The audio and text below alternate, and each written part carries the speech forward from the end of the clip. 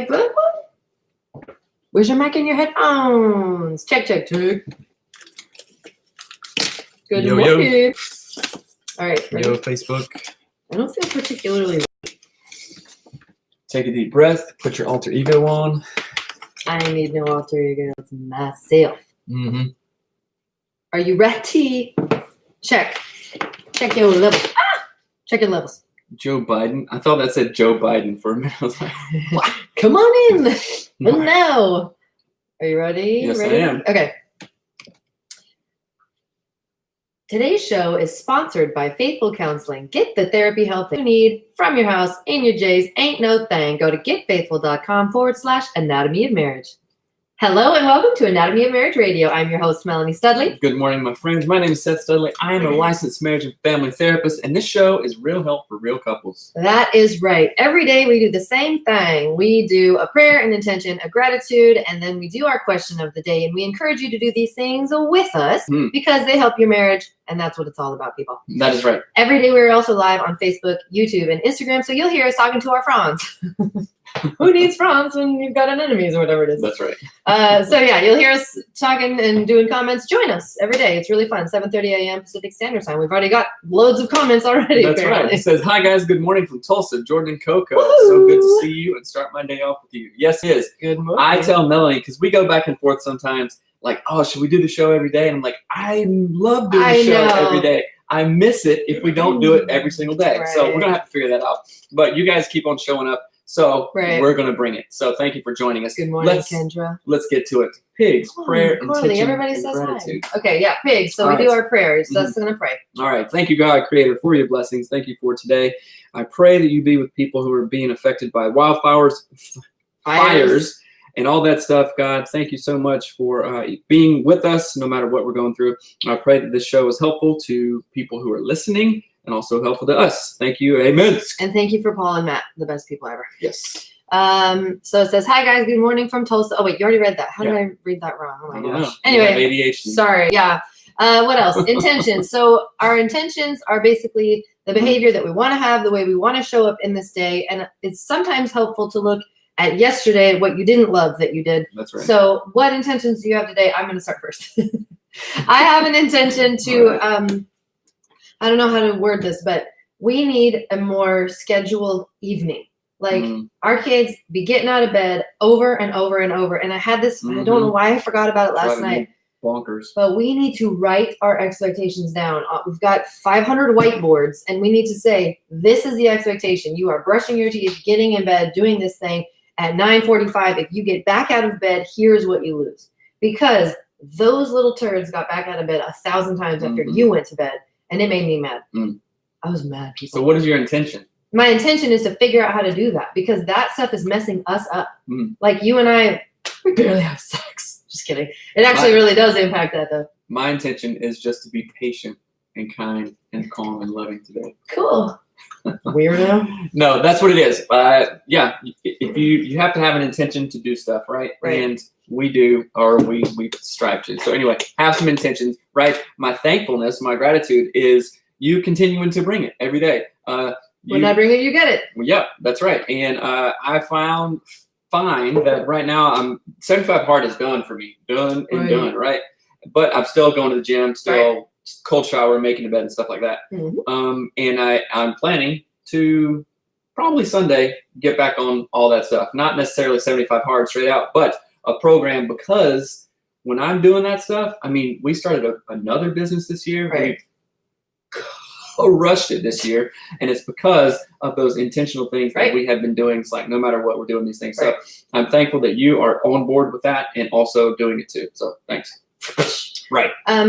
Intention, gratitude. So we did our prayer, we do our intention, and then Velcro pajamas for the kids. That is the funniest thought ever. Stick them to their bed. That, but that is hilarious. That is so funny. So our gratitude. What are we thankful for? So again, we encourage you. I just did a gratitude. Do it. I encourage you guys to do these with your partner. Let's see. So what are you thankful for? I am thankful for that you were humming a BTS song this morning. You were humming right. Boy With Love. Right. And you were like, wouldn't it be so cute if we learned one of the dances and like whatever? And that brings me deep joy because BTS is my new favorite thing. Good. Okay, so we're going to get right into this. I'm going to do a little something different. I'm going to read a review, you guys. Are you going to read the one that says watermelon? Right. So on iTunes, right, we really appreciate it if you would go rate and review the show. We have 883 5-star ratings, and over, 300 episodes or so. So the latest review is hilarious. 1 star. Thanks, 1 star. Thanks. Jerk. Very misleading. Oh, wait a minute. Oh, I'm not going to read that one. I'm going to read the other one that talks about you, which is really funny. There's one that says, what are Melanie's credentials? Right. So something is a lame thing about like claiming to be Christian or whatever. It's like, well, okay. What are Melanie's qualifications? Mo from Muckle T.O. Thanks a lot. I get the sense as a licensed counselor, but she acts vicariously being around him and reading a few books makes her an expert. If my husband is a brain surgeon, does that make me one also? Please. So, okay, this is funny, and I like to make fun of people who do 1-star reviews because people that leave 1-star reviews are not doing what we're doing. Right. Do you understand? We're not saying you can't dislike the show. Yeah, you're welcome to dislike it. But leave some constructive criticism, right? Teddy Roosevelt has a quote that the people who are pouring blood, sweat, and tears, who are in the arena, are the people that get the credit, not the people in the stands who are watching going, oh my goodness, that's crazy. So lame review, and I am kind of pointing it out. She's not living vicariously. She's not claiming to be an expert, dummy. Right? Don't chill out. I love that you're defending my honor. Right, I'm defending your honor, but it's not even about that. It's like, come on. Right. You don't have anything better to do than waste your time to worry about what Melanie knows or doesn't know. Right. She's not the licensed person. I am, right? Criticize me for misquoting something or whatever. She's a professional audio engineer that creates the whole dang show. Right. That's the expertise that I do. Anyway, go leave us a review. If you have a 1-star review, that is fine. If we had 1 billion 1-star reviews, guess what? We would pivot and change things like, people who are listening to us are saying something. How can we learn? We have adjusted from our 1-star reviews 1,000,000 times. That's right. I mean, literally, our negative reviews have actually shaped and trained and changed our show. So we appreciate the ones that are constructive. I was thinking about that review. It just was sort of in my mind, and I thought, what a funny question to ask. Like, you would never ask like the skipper of a fishing vessel. Well, what degree do you have? Like, they're out there doing it. Like, exactly. I'm out here changing people's lives, and you'd be like, what degree do you have? And you never have coded, well, when I was in grad school. What are you doing here? So anyway, okay, we're probably a great... May we pray for Oregon. I have 22 family members in Mill City and Gates whom 2 lost their homes to fire. Wow. Yes, I pray we will do that. I pray they're safe right now in Portland. Will you put that down and we're going to pray? Okay, go ahead. You pray. No, you pray. Go. I want to say the things wrong. I have anxiety around it. Pray. Thank you, God, for your blessing. I pray literal protection over people who are experiencing wildfires right now.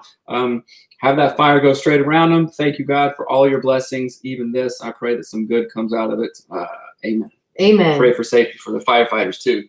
Sheesh. Like, we can see wildfire smoke here, and like even just breathing it in. Yeah. Like, oh my gosh, it's so hot. And I was thinking, people who are actually digging the fire lines and all that stuff, they're in the middle. They're in the middle of a bonfire. Right. That would be such hard work. And so I can't imagine. So crazy. So, okay. Sorry I just shouted about praying. I just have deep anxiety about praying. Sometimes. Okay, that's no problem. Right. So let's get this Charlie says life experience is more valuable. High five. Right. So let's get this show started. ADHD, y'all. So I've talked about ADHD before. We've talked about it before on the show. It's something that I have, right? And I actually take medication for it and have since probably early days of undergrad school and on and off kind of thing. But when I take medication, I find that I am way more focused. So we had a question sent in from a listener. You can send your questions in. I didn't know it was an actual question. Sorry. You can send your questions in to hello@anatomyofmarriage.com and get them answered on the show, or you can send them in through our app, the Anatomy of Marriage app. So today's question is, I've heard you briefly mention Seth's ADHD on the show, and I had some questions. Did he get tested as a child or as an adult? Let's just start there. What'd you do? How'd you figure it out? Oh, coffee. Took a sip of coffee. Oh, Jeez. goodness. No, I've never had a formal test. Like, how do you take medication for it then? you just get prescribed it. That's all. All you have to actually do is tell your doctor, hey, I have super hard times concentrating, blah, blah, blah. And I think I started taking it maybe in high school, but then I was like, it made me feel weird. And I just forgot about it. Totally not. Right. Oh. Yeah. And then but then in college, in some English classes, I was like, oh my gosh, I can't even focus. Right. And then I started taking it again. And I actually felt, when I would read, I felt like I was inside the book and just... Harry Potter? No, really. Just the amount of clarity was... Tom Riddle's journal? Would you stop? You fell inside the book. You have ADD. I didn't fall inside the book. It like lifted the words out on the pages, and I understood every single one and retained it. It was really amazing. Actually. I always think I want to take ADHD medication, but I think if I did, I'd ignore every relationship I had. I don't think it does that. But okay, finish the question. It was just, did you get? I wanted to do it. So no, I never had a formal test.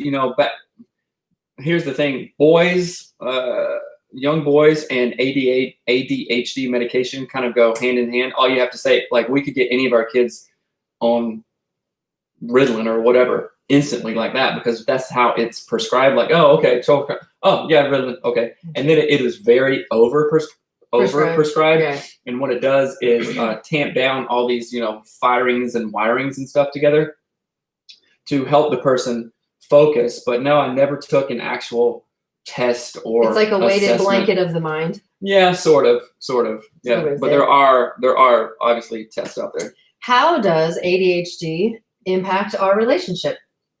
Well, you could be the answer to that. I leave stuff all around. I start projects. Let me tell you. I have great ideas. Every 9 minutes. Right. Seth has great ideas every 9 minutes.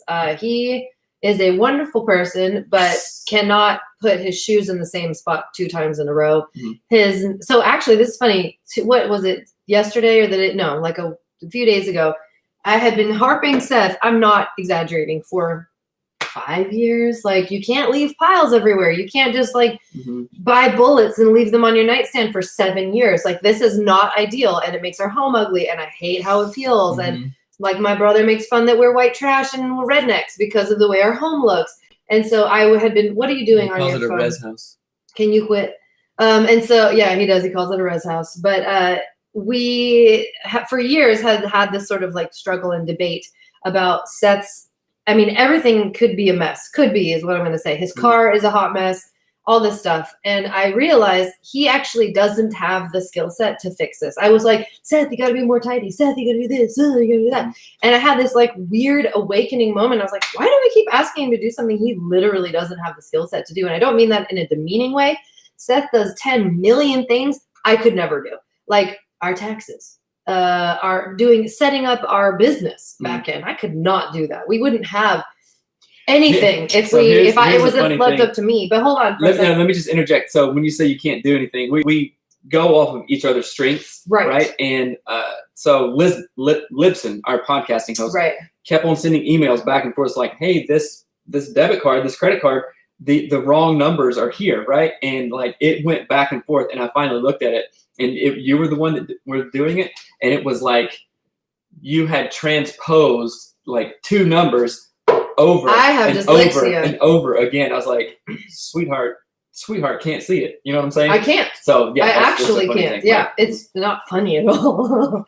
But it is. So what is interesting about that is that I stopped trying to think that his ADHD would go away if I complained enough. Mm-hmm. And I actually decided to help him. I took everything out of his dresser, every single thing, all the bullets, the 7,000 extra large condoms. It was a joke. What? It was a joke based off of a conversation. I'm embarrassed. We had. It was so funny. I had to say it. Like he had weird like Native American necklaces that some grandma gave him. He had like art from the kids, everything. And so I go in and I use the skills that it's not a junk drawer. It's your dresser. Right. It's not a junk drawer. So I go in. And I use my skill set of organization to help him now. And that is a huge gift to our marriage, because he can use that hyper activity mindset of, look, I can chase that is amazing. It's one of the reasons we traveled to like 8 countries in 15 days. It's one of the reasons we do so many amazing things. But if I as a spouse have the wrong mindset about it, I could let it just destroy our marriage. Like for real. Because it does impact everything from, I'll be like, hey, we'll have like a serious conversation about, we need to really consider how we parent the kids and have a routine at night. And he's like all on board, like laser focus, all on board. 18 minutes later, he has forgotten what we talked about. And he's like, I'm going to go golfing with Matt. Then you're like, or something different. Hey, I'm going to cut down a tree. No, something even like more important that maybe brings money in. Like, hey, I'm going to talk to Influence Logic and make sure the accounts are straight and stuff like that. And so here's some tips and tricks. An Apple Watch, right? Oh yeah. This has super easy timers, and it doesn't stay in your pocket or anything. It's in 5 minutes. Hey, I'm going to leave the office in 15 minutes, Melanie. Okay, right? Because I can be so well intentioned, just hang up the phone and then forget, and then be like, oh my gosh, 45 minutes later. And I'm working on a project. I used to do that all the time. So it is managed that way. Now, let me just tell you about ADHD in adults, right? There are three types. We have hyperactive impulsive, inattentive, and combined type. You got to stand up and read so people can see you. Okay, so hold my mic, please. Oh. Hold this mic. Hyperactive people with hyperactive ADHD feel the need for constant movement. They often fidget, squirm, and struggle to stay seated. They appear to act as if driven by a motor and often talk or run around excessively. Oh, they're talking about Hattie? Weird. I know, geez. She never primarily inattentive type, and I think this is probably the one that I would most identify with. People with inattentive ADHD make careless mistakes because they have difficulty sustaining attention, following detailed instruction, and organizing tasks and activities. They are forgetful, easily distracted by external stimuli, and often lose things. This is more common in adults and girls and was formerly known as ADD, which is attention deficit disorder. And then combined type, of course, is what it sounds like. It's combined. Demonstrates 6 or more symptoms of inattention and 6 or more symptoms of hyperactivity and impulsivity. So, yeah. And I really like what you said. It's seeing that this is an issue. Hey, why'd you leave your crap around? Hey, you said you're going to be home 30 minutes ago. These things. It is not doing these things on purpose. Right. So understanding that, and awareness is curative, as we've talked about before. I want to know if I have COVID-19. COVID-19, the breath of God. Anyway, I want to know if I have that, so I can adjust and then address it, or maybe not like COVID-19, but if I have a sore Achilles tendon, oh my gosh, what is this? I don't know. This is how I got it, by running up a hill 500 times. So I'm going to adjust, right? So, okay, great. I have ADHD, right? I take medication for it. You understand it. So you're not getting pissed off at me. Why are the stupid things there? You're saying, okay, that's his thing showing up. Let me see how I can do this, right? Like, you have dyslexia. You've never been diagnosed, but you clearly have it, right? And then you have even you were talking about some sort of sensitivity issue. Oh, I have sensory issues. Right, but it's not that you don't like me as a man and as a person to touch you, right? You're just like, bring the brownie, man. You're like, oh, it's too much, right? So shame on me, or not shame on me, but not right on me if I'm like taking it personal and like, your stupid skin is always, such an idiot, irritated. I can't even touch you, and you're not doing that on purpose, right? I'm not forgetting something. Like, I don't care what Melanie says. Right. I'm staying here 30 minutes. I'm doing me. I'm going to leave my socks on the dryer. Watch this. Right. So it is none of that. And I have found that I get so just nuclear bombastic explosion towards some of the kids when I see stuff lying around. I'm like, and I say, they're they're not doing it on purpose. Come on, man. Right. Chill it out. Mm-hmm. They're not doing it on purpose, right? That's what burns my brain out is when I see tools left outside in the grass, like in the rain. Oh, right. That is the worst thing in the world. Right. But they're not doing it on purpose, right? And if I can reframe that and go, okay, they're learning stuff. Right. You know, they were using the drill and making some sort of thing that's going to throw away in 2 seconds, but they're learning stuff, right? So the wild and free school kind of idea, right? Mm-hmm. So awareness is curative. If you or your spouse have this, give yourself a wide berth and go, okay, I'm not doing this stuff on purpose. How can I mitigate it? So medication might be helpful, right? An Apple Watch, you guys, or some other wearable technology has been a game changer, an actual game changer. Right? Okay, 5 minutes. Oh, 1 hour and 45 minutes from now, I have to do this other thing. Mm-hmm. Or, you know what? There's this thing called a Pomodoro technique, which is really cool. Mm-hmm. Like, okay, for the next 20 minutes, boom, set the timer. I look at 0 phones. I open 0 tabs. I don't do anything except write exactly what it hears for me. Right. And there's the analogy that you used, and I don't remember what this was for, but you used this visual one time where you talked about when we don't know what like our mission is or have any focus, it's almost like, okay, you got to focus on me right now. Like having a jet engine, but you're just trying to hold like an airplane engine. You're just holding it. And then you're like, it's going every which way, but up. It's not, it's doing every single thing. But if you can like focus the attention of that jet engine, you can get to Florida and you can go to Paul's hot tub. That's like my favorite quote from Pirelli tires that I read in probably high school that for some reason I remember. Power is nothing without control. Right. And so one of the reasons I want to bring that up is that Seth does the Pomodoro method. It's what is it? Pomodoro. And it's like, I think it has like a tomato timer. Isn't that the one? So the Pomodoro method is like you set 25-minute timers or whatever it is. I think it's 25 minutes. And you can buy a little timer that looks like a tomato if you feel so inclined. But it's basically saying, all right, for 25 minutes, jet engine on this task. And that task might be answer emails for work, or it's clean your car out, or it's work on the roof or whatever. It's anything. It's anything. We like to call it like sometimes we say, hey kids, let's power clean the house for the next 10 minutes. Do our watch, power clean. And then we all are just running around frantic for the next 10 minutes. And cleaning. So there's an end in sight to it. And we know exactly what we're going to do for the next 10 minutes, which can be very securing because you're just not thinking about anything else. Let's see. I'm trying to read. There was a comment about, it said, there was something about parenting. I feel like, it says, we're dealing with ADHD issues with our 8-year-old right now. I feel like I'm drowning. I saw that and I wanted to make sure that we address that. So I probably could be diagnosed with ADD or something very similar because I can bounce from thing to thing to thing and I don't even care. And so I probably could be diagnosed with that, but I think you have BAB. What's that? Bad AB. But anyway, so one of the things that has helped me tremendously as a person individually, but then how I parent is to write out expectations and have things a kid can reference. So I'm like, we literally talked about that last night. Our kids went to bed and we told them, if you get out of bed, you're all getting in trouble tomorrow. Guess what they all did? They got out of bed and tried to tell us 7,000 excuses of what, well, I'm only out of bed because this and that.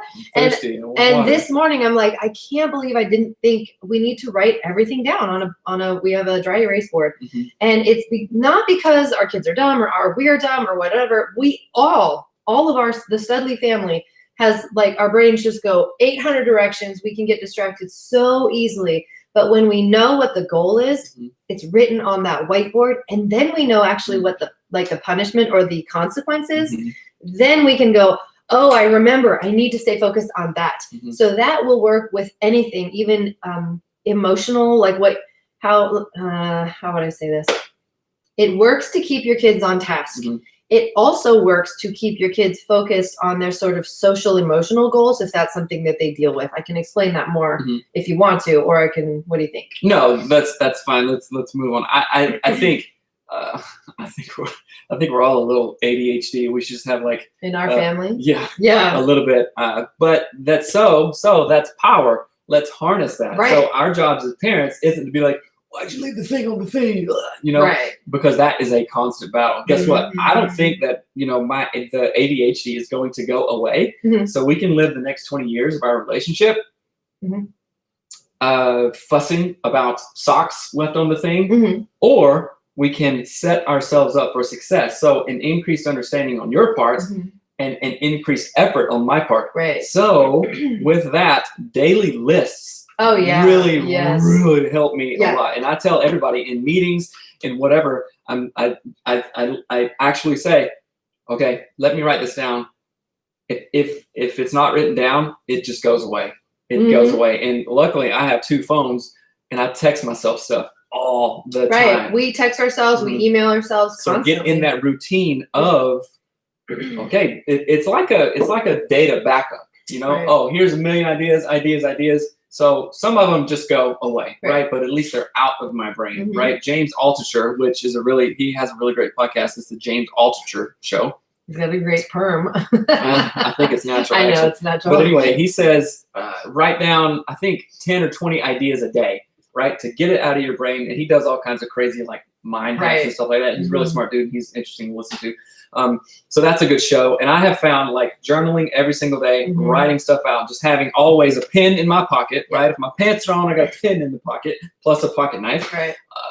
To write stuff down, right? Get it out, right? Or text myself or anything. And having those systems and that becoming just a part of me helps me to manage and really harness and leverage this brain power that I have. You know, some may not call it that, but I'll call it like a brain power. Right. Well, and it's like this. This made me think of it. In a way, you know, like a bullet train.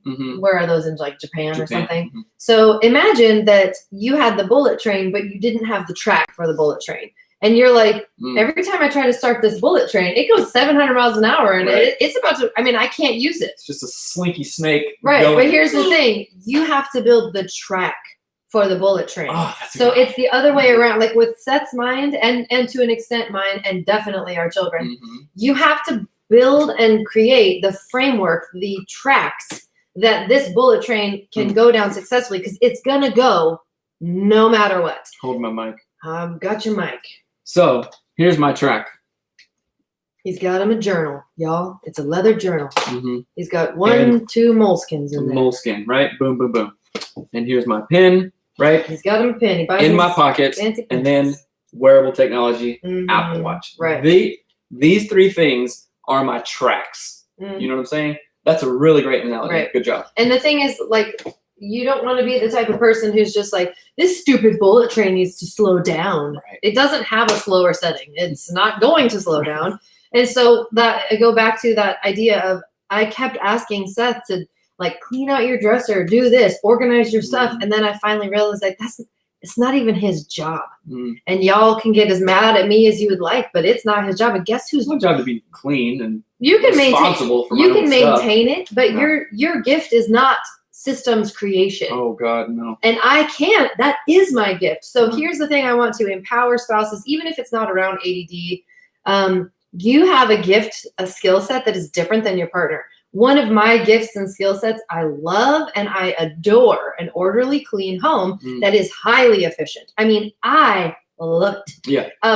And I would be foolish, and this is what most people do, as I want to hold you to my standards because it's something that I like, but you don't care. Right. It's imposing what I'm good at. It's almost like how we do with love languages. Right. I'm going to love you exactly how I want to receive love, like physical touch all the time, you know, but that's not your love language, right? So if I'm wanting you, hey, just be crazy. Just have a ton of ideas. Right. And what's the big deal? Let's go to Japan. Let me spend hours online looking at Google flights, trying to find the best deal and this stuff. Just do that too. Right. What's wrong with you? Right. You know what I'm saying? And if we both did that, we'd be divorced. We wouldn't have a show or anything else we have, right? Right. So we're identifying our strengths and going, okay, you're not good at some back end stuff, which I could be better at if I was more organized, but I'm the closer, right? I'm the fixer. Right. kind of thing. I'm the go. You get can it. read.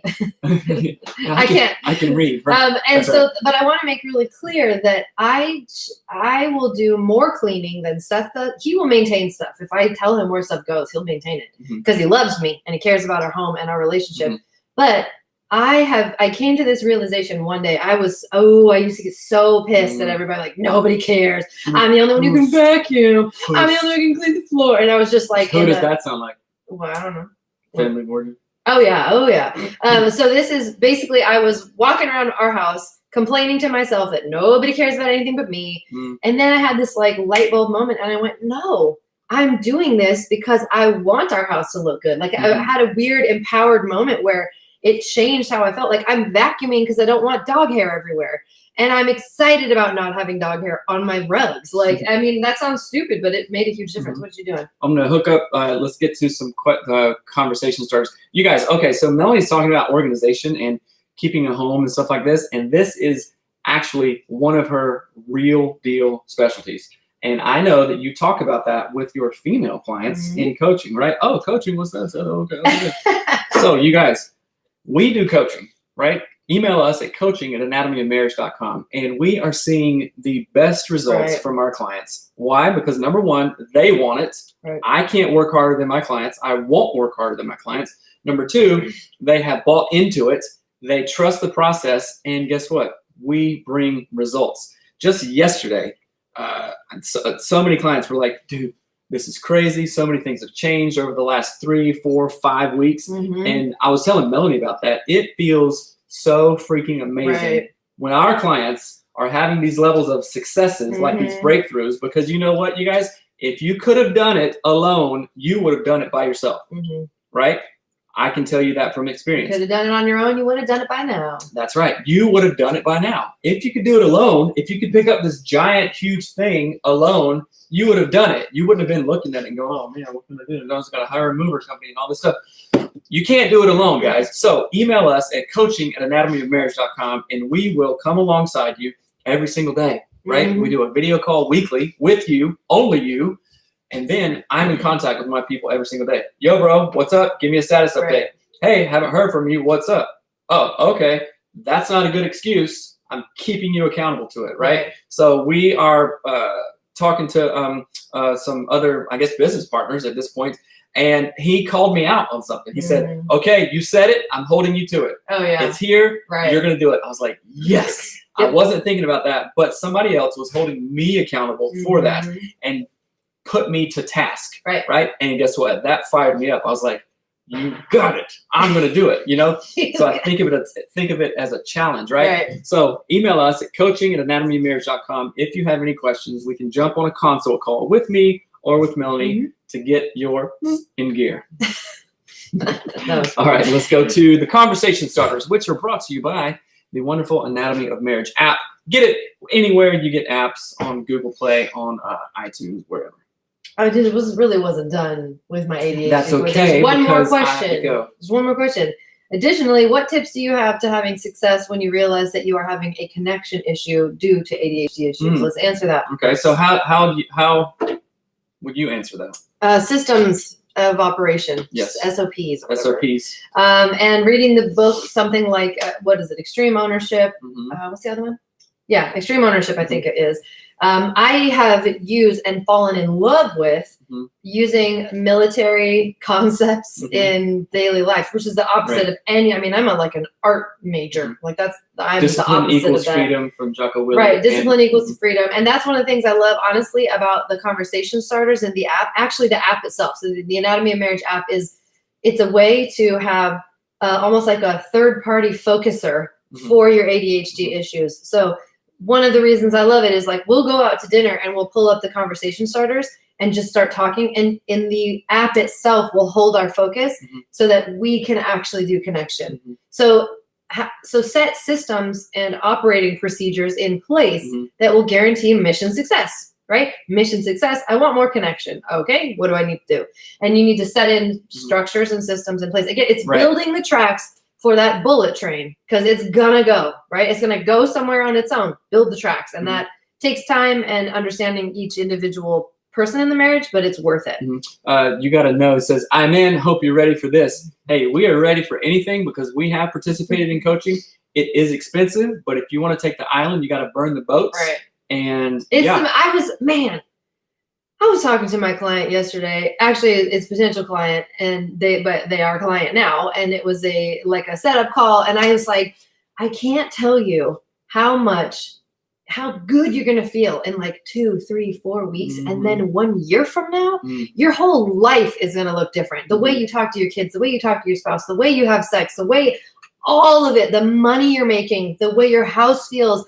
Like, can you imagine as a mom with little kids being able to sit down and be calm and happy and rested, and then be able to communicate with your spouse in a way that feels loving and generative and life-giving and whatever? Like, I get so fired up about this, you guys. Absolutely. You don't know how good you're going to feel on the other side of this, so do it. Absolutely, and it is worth it. And one thing I was going to say about the connection with your spouse, have SOPs. Every morning, wake up at 5. Right. Come out here, coffee, journal, gym, cold shower, make bed stuff, right? Those are SOPs. So what are those same SOPs for me and Melanie?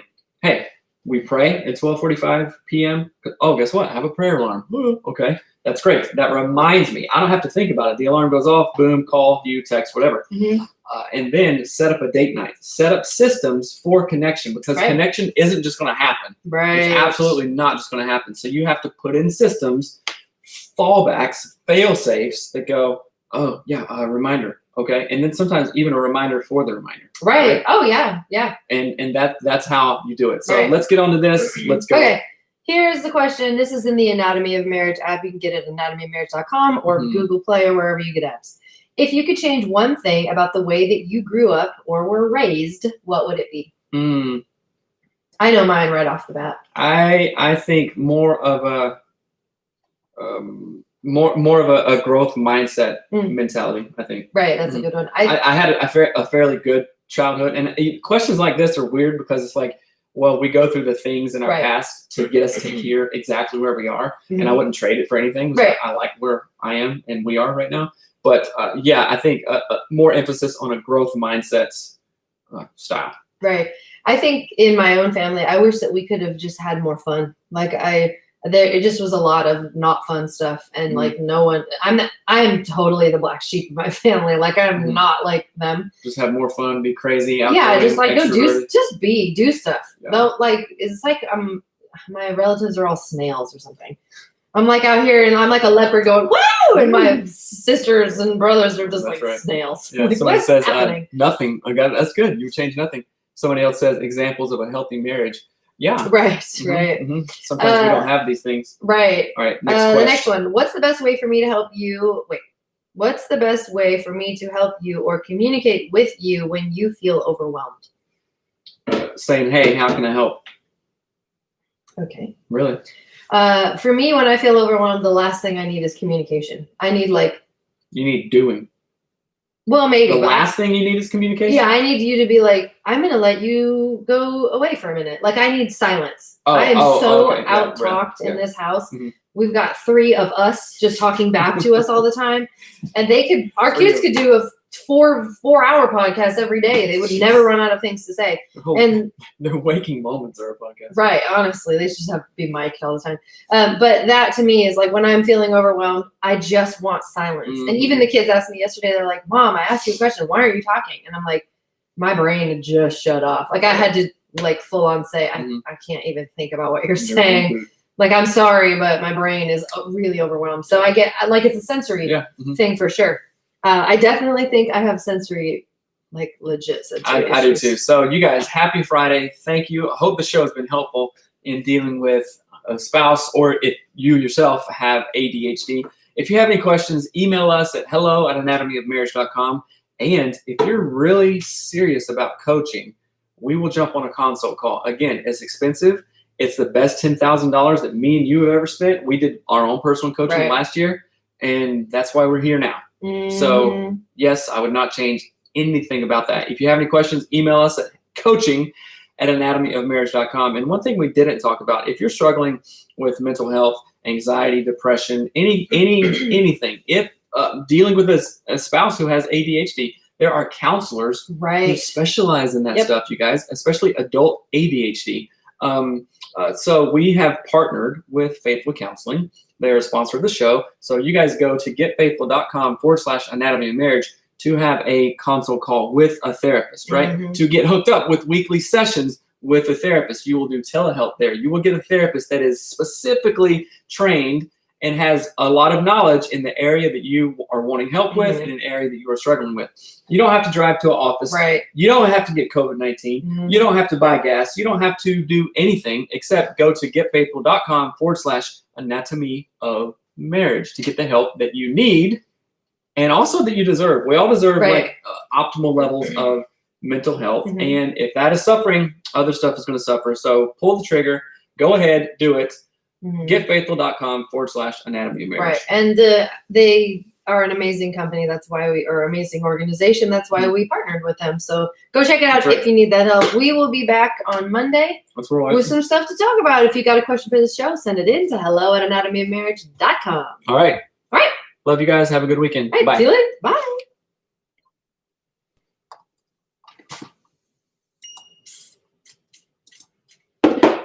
Good job.